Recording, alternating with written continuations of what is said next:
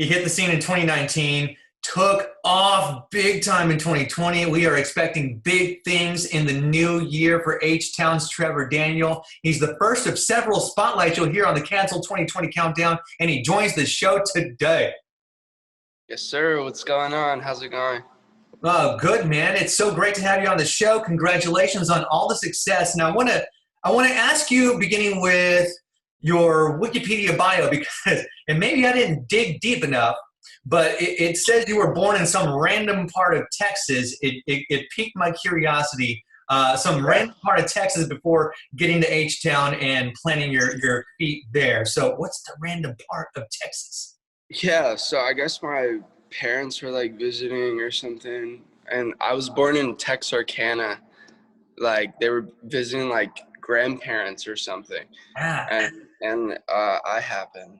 Hey, so yeah, I was born in Texarkana, and then I guess like we ended up staying there for a while because a child, and then we moved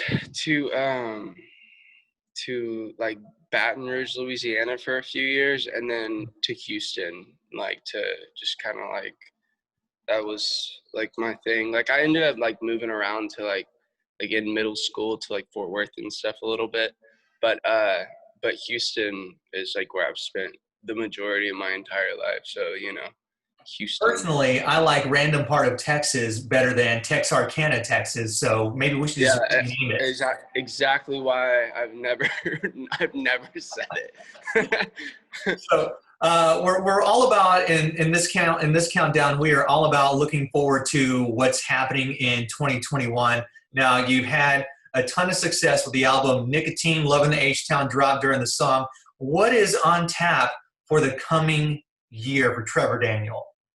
Um, well, I am dropping a new album either at the end of January or, early mid-February. I've got a lot of plans for it. It's called Sad Now Doesn't Mean Sad Forever. It kind of just goes over everything that happened this year, like with where I was mentally being locked inside, like versus the beginning of the year where everything was just going nuts, like we were planning tours and we were doing shows and obviously like Falling had blown up and just everything was so fast paced and fun really. And then to almost like doing nothing.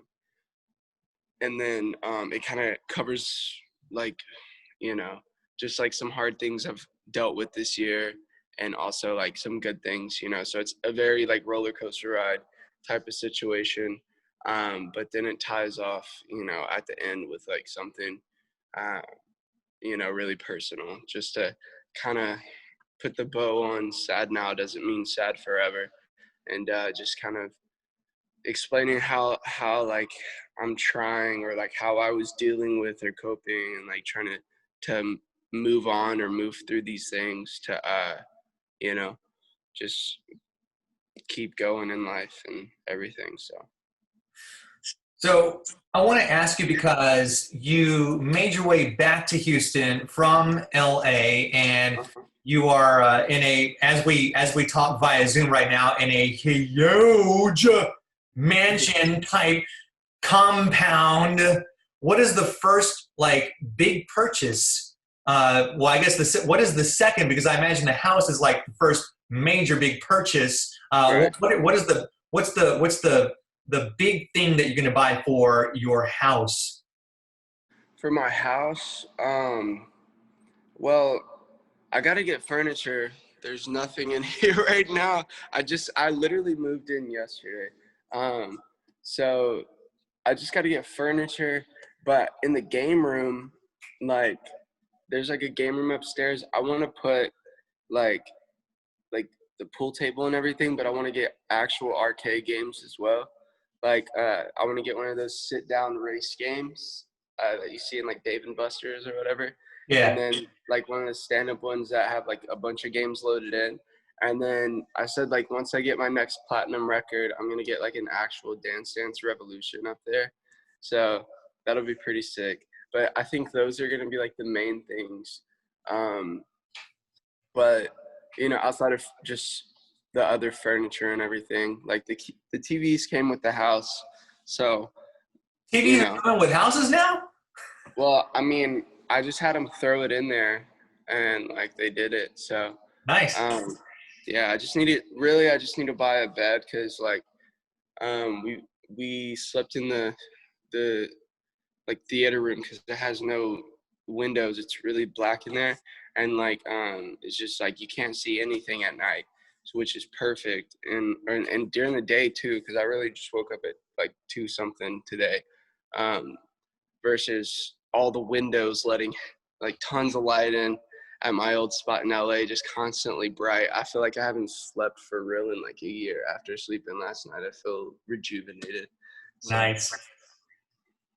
So what some people might not know is that even though you hit the scene in 2019, you've been making music for a long time since you were 12 years old. If 2020 Trevor Daniel could go back, if present day Trevor Daniel could go back to 12-year-old Trevor, what would you tell him the moment he got his first drum set?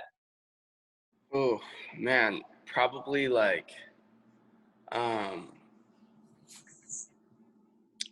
honestly, I would probably just say like keep doing what you're doing type of thing. Like, but like don't waste that significant chunk of time like after high school like worrying about what like your girlfriend's parents think, or like your not that they were like they just wanted me to like succeed, so they just wanted or like what my parents thought, even though my parents were supportive and everything.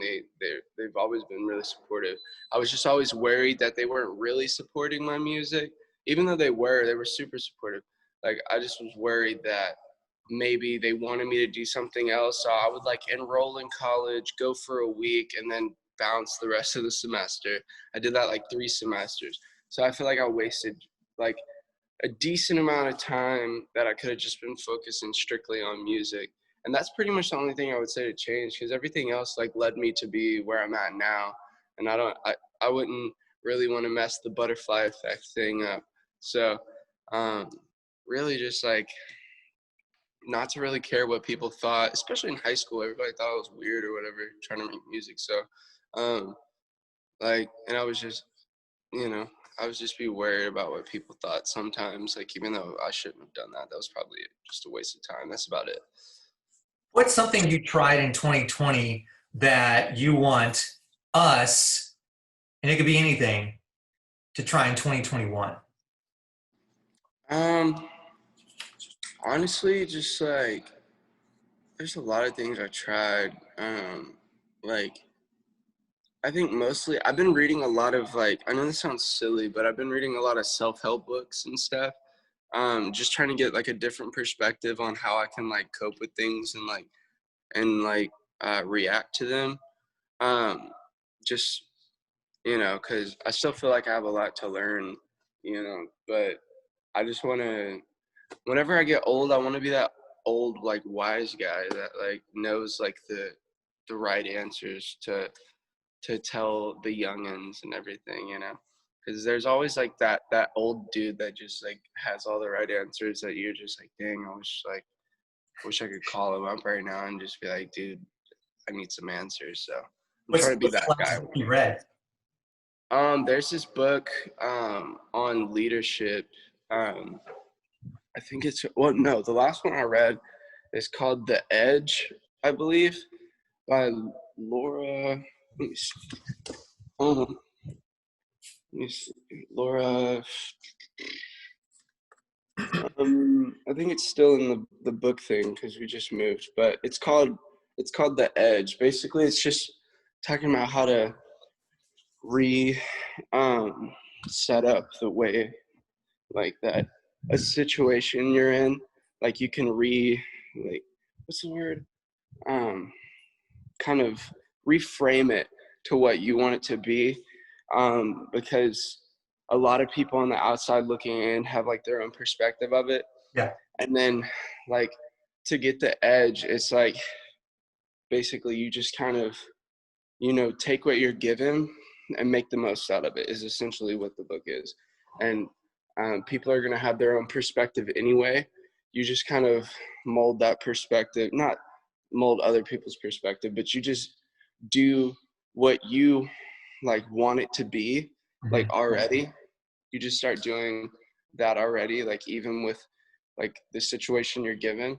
And then eventually people start seeing it the way that you see it too, because you're just handling it the way that you feel like it is for you, you know?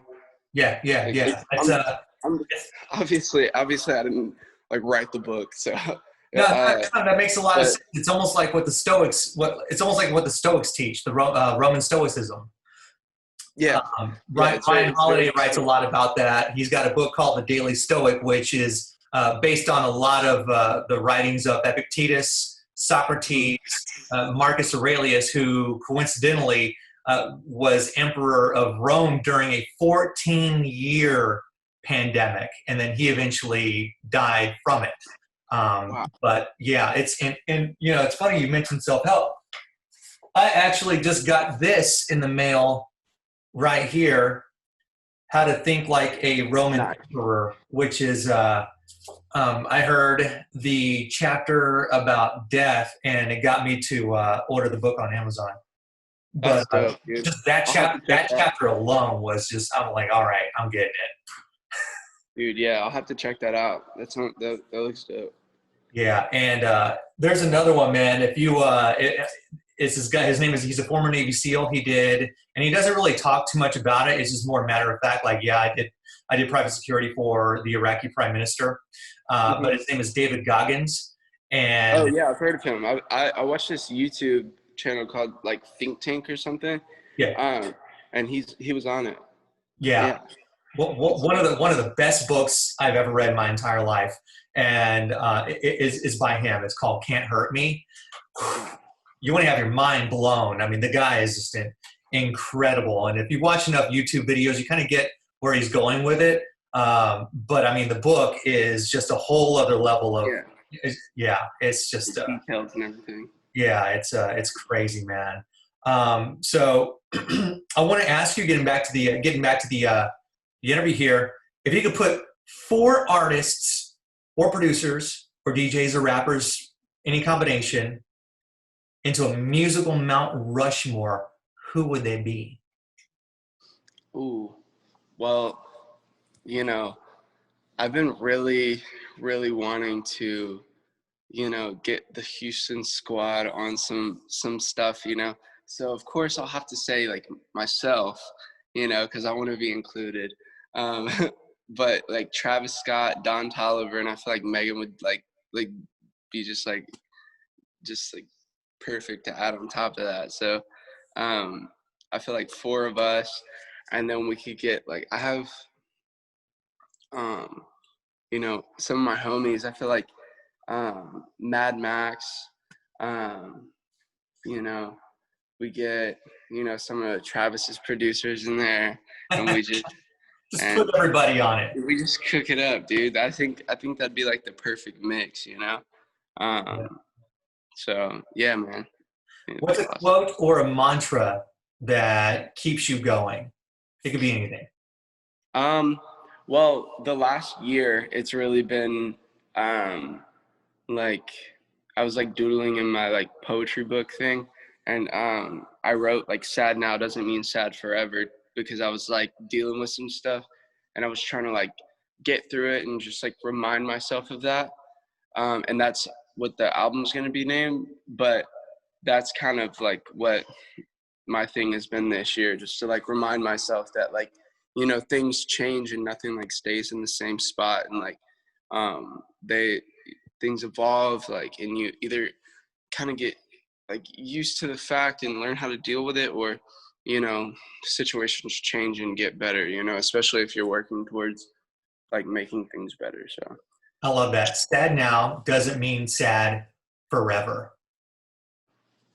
That's beautiful. Have you thought about releasing the book of poetry that you're writing in? yes, actually, I'm actually going to release it with the album as part of the rollout. So Dude, yeah. amazing. Yeah, dude, I'm excited for it. I don't, like, I'm pretty, like Falling, I actually started off like the lyrics, like in the chorus, like none of them rhyme. I'm only bringing up Falling because that's like what the majority of people know me from, but like none of the lyrics rhyme. It was actually just like a poem that I had in this poetry book. And then the rest of it, like we wrote in this like studio and everything when they were like making the beat, and I was like writing it and recording it and everything. But like the chorus I had written in like a poetry book like way before. So I think what a lot of people don't realize, maybe I say a lot of people as an overgeneralization, but really the consensus, at least to me, seems like if you're going to have a poem, it has to rhyme, but it doesn't have to yeah. rhyme. Poetry Yeah. is whatever you want it to be. Yeah, exactly. And songs don't have to rhyme either. Like you can rhyme like the melody, like which is, you know, what Falling does. None of the words rhyme in the chorus, but the melody rhymes. So you don't even notice until you really think about it. But like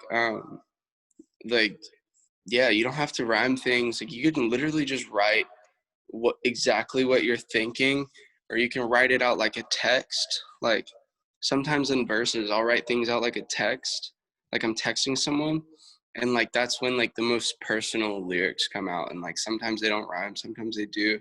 And like there's no really any rules to it. Just like say what you got to say, and like, you know, like, and sing it how you hear it in your head, or however, or write it. You know, there's just like all kinds of ways to it. It doesn't have to, there's no rules to it. People put too many rules on music. So. Trevor, I'm gonna be a total dad right now because my 16-year-old daughter Catalina found out that I'm interviewing you for the countdown, and she wants to ask you a question. And that Perfect. question, she's not here at the time, but my 16-year-old daughter Kat, she's a fan, and she has a question for you. It's kind of rando. I didn't judge, and so I'm going to ask you: All good. do you like possums? Possums? Well, cat, I think possums, you know, I feel like if they were maybe around since they were a baby, maybe they could be cute, but it's really hard to like wild possums, just because they tend to just eat your trash, like, and you have to pick up after it.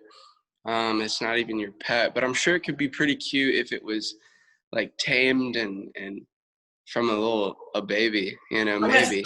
Domesticated, if you will. Yeah, domesticated. Exactly. That's the word I'm looking for. It was a domesticated pet. Yeah. So before we continue with the canceled 2020 countdown, I'm talking to Trevor Daniel on KRBE. Trevor, can you name one thing that you would like to cancel moving into the new year? Coronavirus, bro, and quarantine. Those two things I would love to cancel instantly. Like, let's get back to shows. Let's get back to normal. I'm ready for normal life to happen again. I'm ready for, you know, maybe eventually we could stop wearing these face masks. Like, you know, like if I grow my facial hair out just a tiny bit, it starts like stringing and like all this stuff. I'm just ready for this whole thing to be back to normal. So cancel all the bad changes that happen. Appreciate you taking the time out of your day to connect Thanks, man. via Zoom. Yeah, that'd be awesome. Thank you so much, man. All right, man. Well, Merry Christmas, Happy New Year, and all the success to you. Yes, sir. Merry Christmas. Happy New Year. All right, Trevor. Talk to you later. Talk to you later, man. All right. Thanks. Bye. Bye.